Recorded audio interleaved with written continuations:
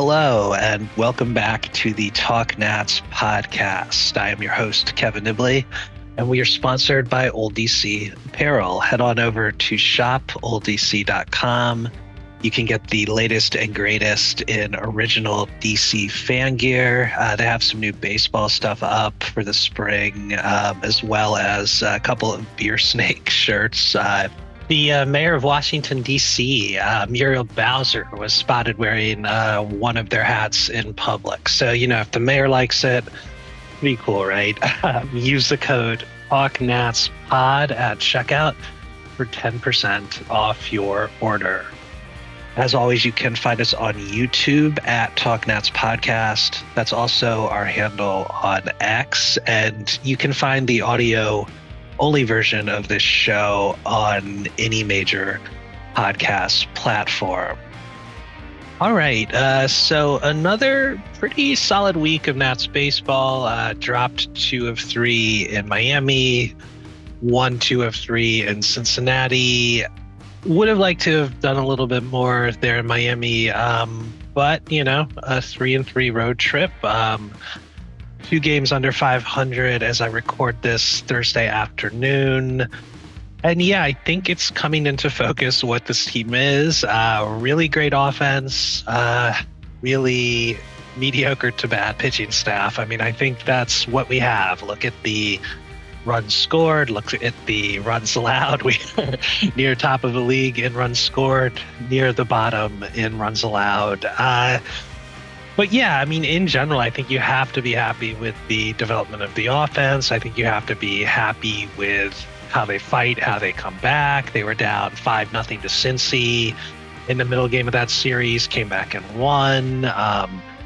They were down, I think, 8-4 to the Marlins going into the ninth. Probably could have tied that if Joey Wiemer didn't make a bad toot play up there on second base. But yeah, in general, fun team, scrappy fun team, a touch under 500. We're starting to get a large enough sample to know what this team is, and that's basically what they look like. So yeah, we were last joined by Dylan McCrink, aka Nats Fanatics. We were going over our early impressions of this season. We will continue with part 2 of that conversation. We were getting into the bullpen. So without any further ado, here is Dylan McCrink, aka Nats Fanatics.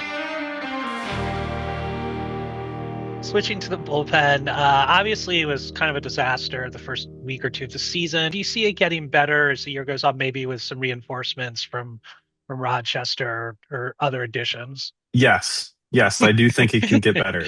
And I guess there's 2 ways of looking at it. We're at rock bottom, so there's only up from here, right? And then I'm very happy with the consistency that some of the moves that Taboni's making. He's going to call guys up. He's just going to sign new arms. So we're seeing some new faces get injected into there. So it's going to get some new looks, figure out who's having success. Like Orlando Robalta was pretty bad last year and has been like an invigorating piece to this bullpen that I'm more than excited about. So having a rotation of guys throughout that bullpen, whether it's injuries or performances, is a good thing. Not one single guy in that bullpen has a defined role, which is very odd for an MLB bullpen. But I think it's a good thing having competition where Clayton Beeter is not the defined closer. Like Varland might take that role away. And that's a good thing. So I think the bullpen understands, those guys understand, hey, we got to perform at a level or I might lose my job or I might get demoted. And that's a competition is a good thing, right? You don't want to be complacent. And we're seeing transactions, we're seeing moves, and the bullpen's kind of stabilizing. So I'm very happy with the progression we're making in that department. Definitely. Do you think this season is a developmental season? I mean, do you have a win number that you would judge it on, or do you think really the point of this season is hopefully to kind of unlock a few more pieces to go with James and CJ and some of those guys? Developmental. Yeah. Probably. And I think that was like my hard decision before the year started. And then this explosion of offense optimistically opened everyone's eyes, and Yeah. a lot of casual Nats fans were like, "We're playoff contenders if we have a bullpen or if we have a good rotation." So I don't think we're there yet. Like we're plugging in Jorbit Vivas and Nasim Nunez and Jose Tena into spots where you're like, okay, this is great, but can it hold over 162? Um, so I think wins and explosive offenses are great, but if we're ahead of schedule, if you want to call it that, it's still a developmental year. So if we can see progression out of James, consistency out of James and CJ, progression out of Cade, if we can see those guys take those steps forward to put together a coherent season as a collective team, then it's like, okay, well then maybe we spend or maybe that we make a nice trade here. My like win total was more than last year. I was hoping to close to 70-ish. Yeah. Um, I think like 72 would be great. And anything close to 500 ball, it's like, okay, well, this is a competitive team. I don't think we're playoff contenders. I I hope by the All-Star break we're still close to 500.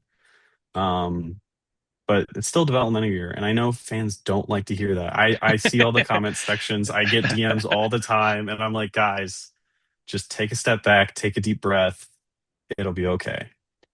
Yeah, no, I mean, let's say let's throw out a hypothetical. Let's say that they finish like 75 wins, which I know personally I'd be pretty happy with that. I think a lot of Nats fans would be, at least the hardcore ones. Let's say that they finish the season around there. Would it then be time for ownership in the off season? I know there's some labor issues and we'll see how that all plays out. But if there is a 2027 season, everything's normal.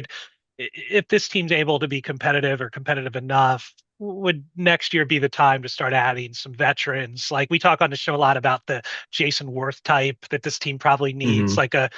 Do you feel like if the team stays at least within 10 games of 500, that would be the time to add? Um, hmm.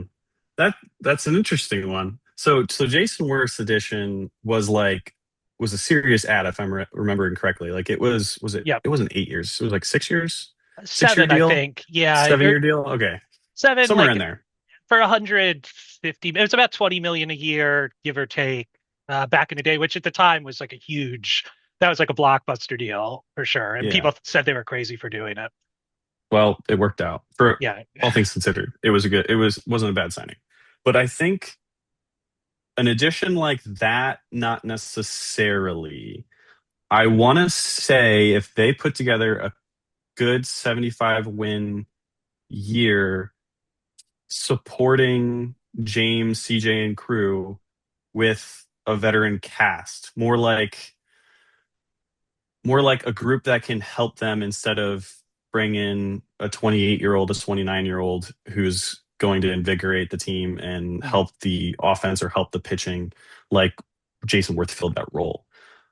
I think like if they win 75 games, does ownership go okay like all in or okay like, well, maybe that wasn't a fluke, right?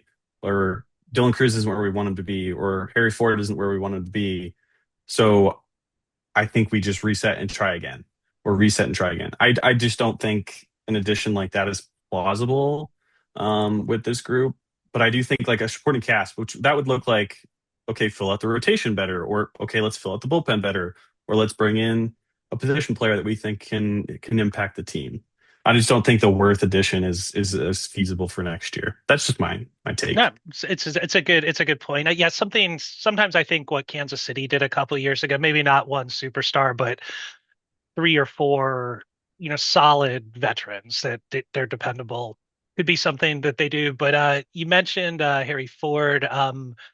Catching is starting to really become an issue almost every night. How rough is that? And with Ruiz, do you think he'll make the end of that extension contract, or do you think he really could be a DFA before too long if it keeps going this badly? Um, Well, I guess we'll address Kabert first. I don't remember his deal off the top of my head, but I don't think he'll make it that far. Yeah, yeah. Um, I don't think he'll make it that far, whether it's a DFA down the line, whether he somehow ends up in a trade, which people tell me to trade him, and I'm like, you can't trade the contract for the performance. Um, so I don't think Kabert will make that contract last.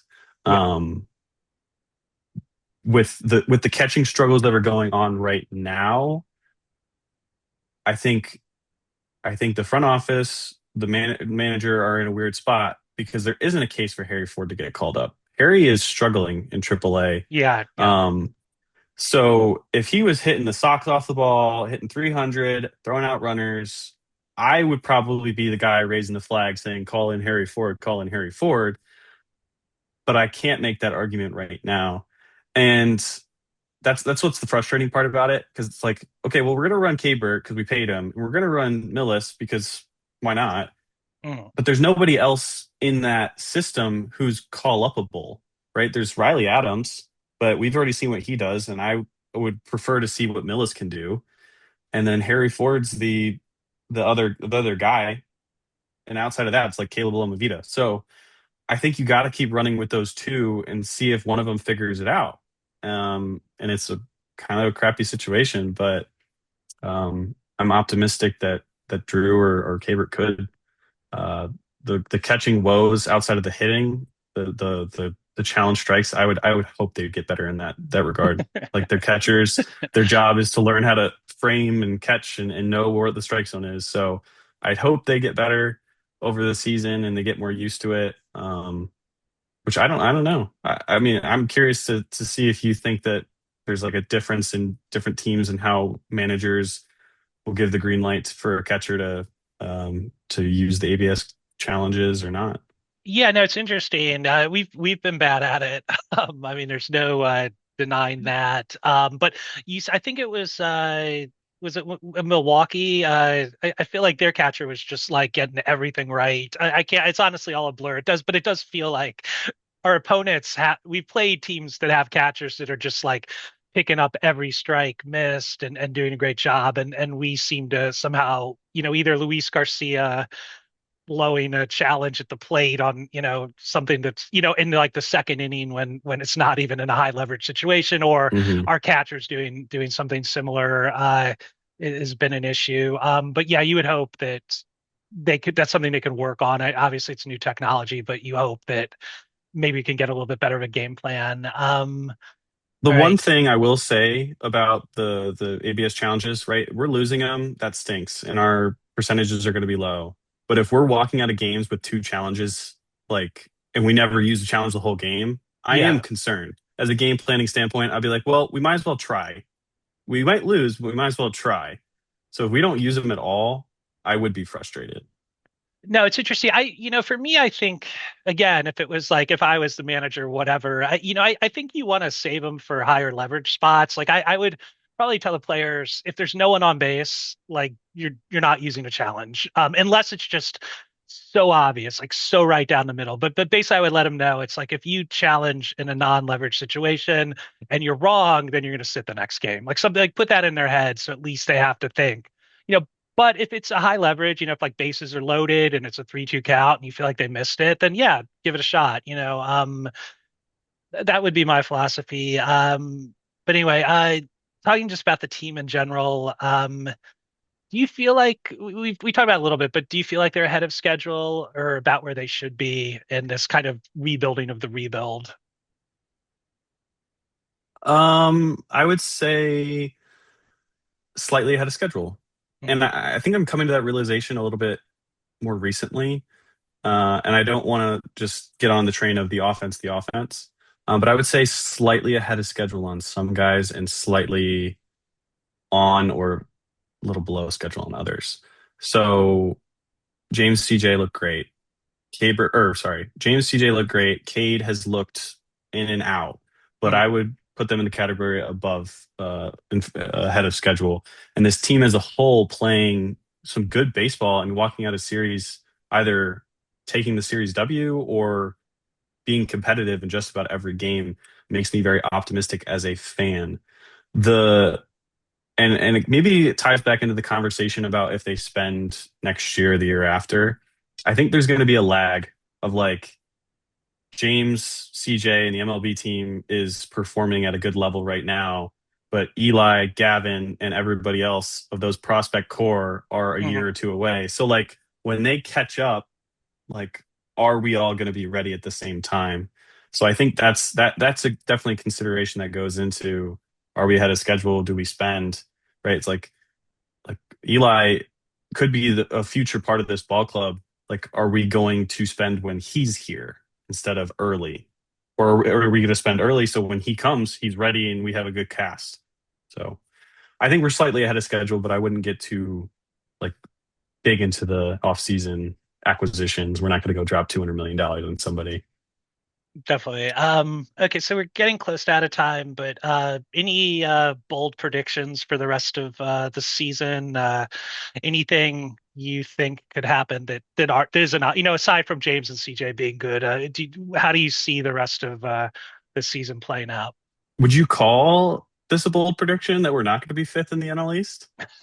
I mean, bold enough the way things are. I think like going into the season, I think pretty much everybody thought we would be last in the NL East. And honestly, as a fan, if you showed me some of these lineup cards we're handing in with Jacob Young hitting third, and like, 6 through 9 is some combination of like Tena, Vivas, Nunez, all in the same lineup. I thought we'd win like 30 games all season if we were putting out lineups like that. So the offense, is overperformed. So no, I don't think it's bold to say. So you don't think we're going to finish last? You're more optimistic than that? Yeah, yes. And well, right now the Phillies have kind of rebounded after their bad start, and the Mets are slowly figuring things out again. So I imagine over 162 games, those two teams are ahead of us. But I think us and the Marlins could be good running mates throughout the year, where it's like, okay, well, that conversation happens where are we fifth or are we fourth? If we keep playing up to the ability that I know, and so many Nats fans have seen us play to, like we can be fourth. We can get close to 70 wins. So I don't know if you want to call it a bold take, but that's what I would be happy with at the end of the year.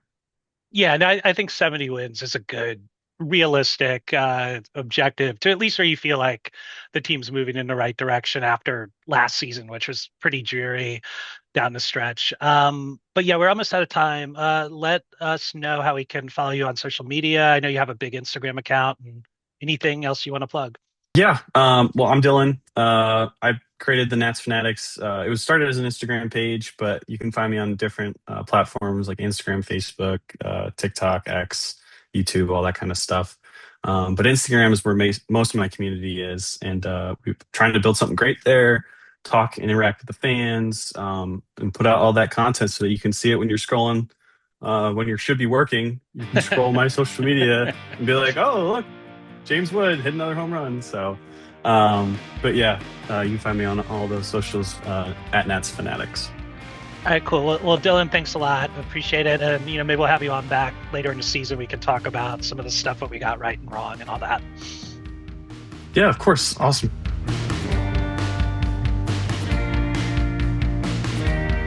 All right. So that was our episode. Thanks again to Dylan. Please go check out his Instagram at Nats Fanatics. I follow it. It's a great one. And he's also on all the other social media platforms.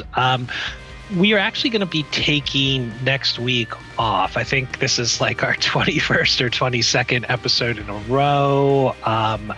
I'm actually going on vacation to Las Vegas with my wife, who has a conference. I'm going to tag along and go play some poker, go into Lazy River, enjoy myself, maybe bet a few ball games. So we are taking next week off, so you won't get another episode until the 29th of May. But the good news is I think we have a really big guest lined up for that episode. I'm not going to promote it till it's in the can, but I think everyone who listens to this show will be happy with our next guest, who is someone I'm sure you know and love as a Nats fan. So that's my little bit of a teaser. Until then, please visit talknats.com, shopoldbc.com. They keep this program coming to you. And hopefully the Nats can have a good next couple of weeks. And by the time we're back with you 2 Fridays from now, hopefully maybe they finally cracked a code to get over 500. In the meantime, have a happy Memorial Day and go Nats.